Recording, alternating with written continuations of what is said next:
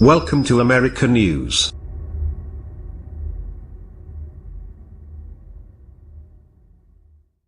For France, the time to cut public spending and narrow the deficit is now, Finance Minister Bruno Le Maire said.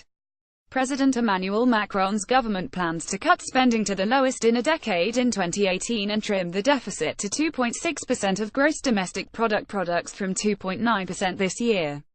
The aim is to get the fiscal position close to balance in 5 years, according to the budget presented Wednesday. With the economy showing its first real recovery since before Europe's sovereign debt crisis and unemployment edging lower, the four-month-old government is preemptively acting before any unforeseen crisis forces a change of direction.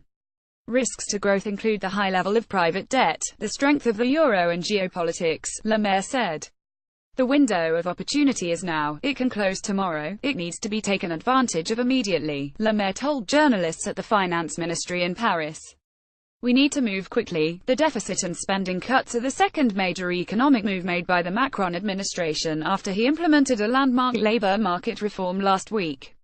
Le Maire set out a 5-year budget plan Wednesday that aims to reduce the deficit to 0.2% of GDP by 2022, while reducing public spending by 4 points to 50.9%. The tax burden will decline to 43.6% from 44.4% last year. The budget outlook is also directly aimed at giving France authority in economic policy discussions within the European Union.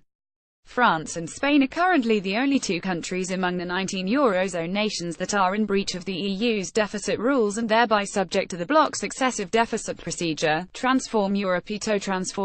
You have to respect Europe, Le Maire said.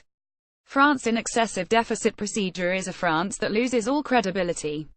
Macron on Tuesday laid out a vision of the EU that he said offers the bloc's population real sovereignty to defend their interests and project their values in a globalized world.